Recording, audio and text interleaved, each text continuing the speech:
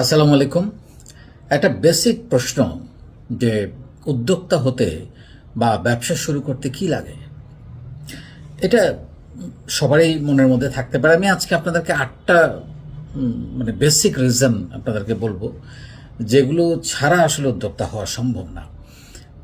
সেই 8টা বেসিক রিজনের মধ্যে প্রথম যেটা দরকার এবং 1 নাম্বার আমি যেটাকে মনে করি, আপনারা অনেকে বলতে পারেন যে টাকা লাগে, আইডিয়া লাগে, এগুলো অনেক কিছু আপনারা বলতে পারেন উদ্যোক্তা হতে, কিন্তু 1 নাম্বারে যেটা লাগে সেটা হচ্ছে সাহস।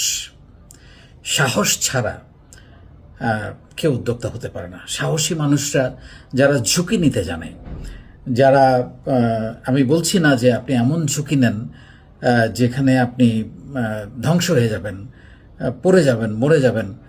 ক্যালকুলেটিভ রিস্ক যেটাকে বলে, এবং ক্যালকুলেটিভ রিস্কটা তখনই মানুষ নিতে পারে যখন আপনি সাঁতারটা শিখে পানিতে নামবেন। কারণ সাঁতার না জেনে আপনি যদি পানিতে নামেন তাহলে আপনাকে ডুবে মরতে হবে। তো সেই জন্যে আসলে উদ্যোক্তা হতে হলেও আপনাকে সাহস লাগবে। সবার আগে যেটা লাগবে সাহসের সাথে, সেটা হচ্ছে স্বপ্ন দেখতে হবে। আপনাকে আগে ডিটারমাইন করতে হবে যে আমি উদ্যোক্তা হতে চাই, আমি ব্যবসা করতে চাই, আমি নিজের একটা প্রতিষ্ঠান করতে চাই, কর্মসংস্থান তৈরি করতে চাই। এরকম স্বপ্নটা খুব গুরুত্বপূর্ণ। অথবা আমি চাকরি করতে চাই।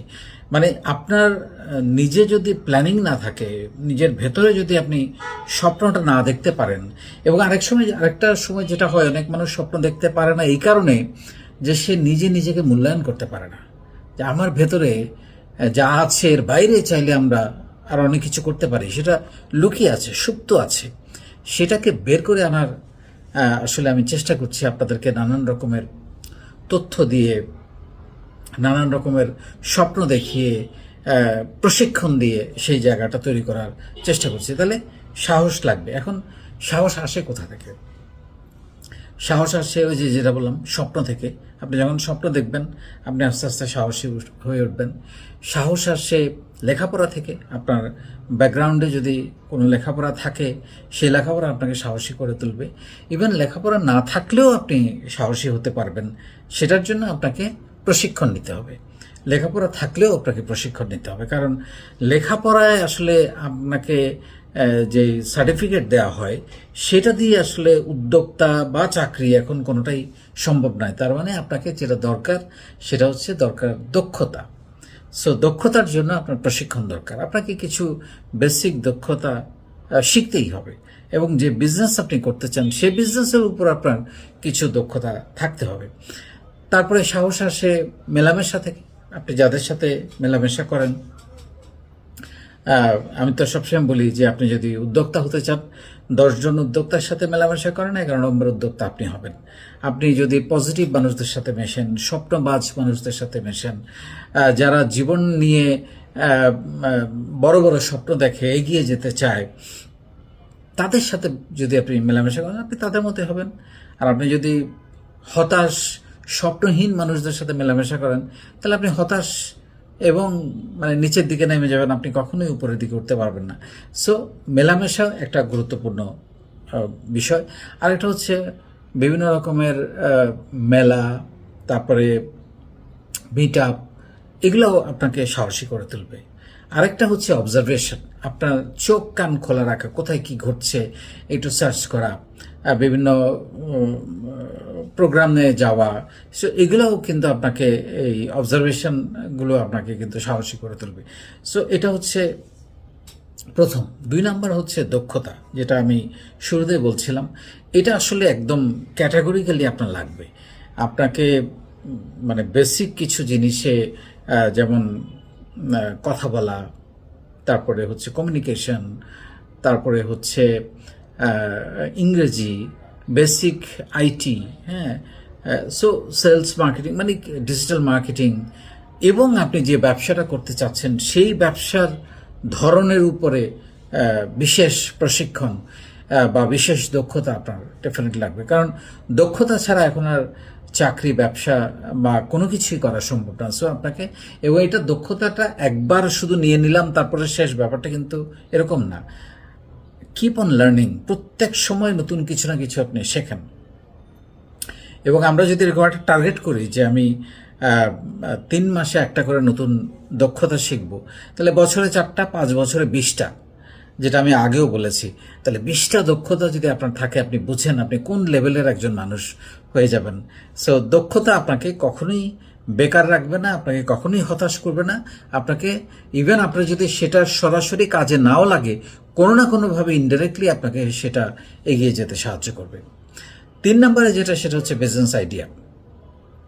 এটা ডেফিনেটলি আপনি যদি গতানুগতিক কিছু করেন, সফলতা হওয়ার সম্ভাবনা খুব কম।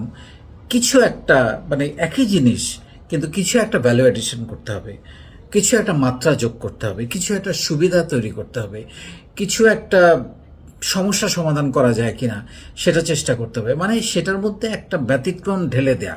হয়তো একই জিনিস, একই চাল ডাল আমরা আগে খোলা বাজার থেকে কিনতাম, তেল আগে খোলা, এখন এটা প্যাকেট করেছে বা বিশুদ্ধতার দিকে নজর দিয়েছে, অর্গানিকের দিকে নজর দিয়েছে। সো প্রত্যেকটা ব্যাপারেই এরকম কিছু বিশেষত্ব নিয়ে আসা, এবং সেইটা আমি মনে করি যে আইডিয়াটা এমন হওয়া উচিত যে আপনার পণ্যটা কেন কিনবে সেটার উত্তরটা যেন আপনি খুঁজে পান। মানে আরেকজনেরটা না কিনে আপনারটা কেন কিনবে, সেই জিনিসটা খুঁজে বের করা আইডিয়াতে খুবই গুরুত্বপূর্ণ। তবে একেবারে রকেট সায়েন্স বা একেবারে ইউনিক, বাংলাদেশে পৃথিবীতে আর কেউ করে নাই, আমি করেছি, এরকম আইডিয়ার পেছনে ছুটে সময় নষ্ট করার কোনো মানে হয় না। আমি বরং সবসময় যেটা বলি যে আপনি যাই অন্যরা করছে তার সঙ্গে একটু মাত্রা যোগ করেন, একটু ভ্যালু এডিশন করেন, একটু আপনার নিজস্বতা নিয়ে আসেন। সেটা স্টাইলে হতে পারে, ডিজাইনে হতে পারে, সমস্যা সমাধানে হতে পারে, সুবিধাতে হতে পারে, প্রাইসে হতে পারে, ডেলিভারিতে হতে পারে, কাস্টমার কেয়ারে হতে পারে, নানান দিক থেকে কিন্তু সেটা গল্পে হতে পারে। সো সেটা করা খুবই গুরুত্বপূর্ণ। তারপরে 4 নম্বরে যেটা, সেটা হচ্ছে টাকা। মানে ব্যবসা করতে হতে টাকা লাগবে, মানে মূলধন যেটাকে আমরা বুঝি। ডেফিনেটলি ব্যবসা করতে টাকা লাগবে, কিন্তু অনেকের ধারণা যে আমি ব্যবসা করব, আমার তো টাকা নাই। এটা একটা মানে ভুল ধারণা। মানে ব্যবসা শুরু করতে কিন্তু অনেক টাকা লাগে না। আপনারা যদি বড় বড় উদ্যোক্তাদের বায়োগ্রাফি পড়েন বা জীবনী পড়েন, আপনারা দেখবেন প্রত্যেকেরই শুরুটা হয়েছে খুবই অল্প টাকা দিয়ে, 5,000, 10,000, 20,000। যেমন আমি শুরু করেছি 50,000 টাকা দিয়ে। সো এরকম প্রত্যেকেরই দেখবেন যে শুরুটা কিন্তু এরকম।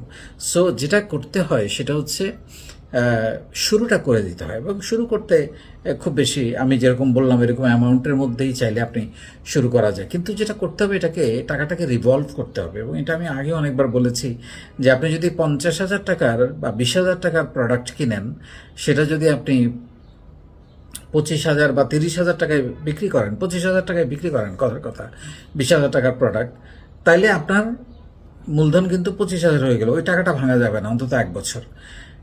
তারপরে আপনি 25,000 টাকার প্রোডাক্ট কিনলে যদি এখন 35,000 টাকা বা 40,000 টাকা বিক্রি করেন, তাহলে কিন্তু আপনার মূলধন 40,000 হয়ে গেল। এখন কথা হলো, আপনি কি রিভলভিংটা মাসে একবার করবেন, না প্রতি সপ্তাহে একবার করবেন, না প্রতিদিনে একবার করবেন, সেইটার দক্ষতা আপনার উপর, আপনার মার্কেটিংয়ের উপর, সেলসের উপর, নেটওয়ার্কের উপর সেটা নির্ভর করছে।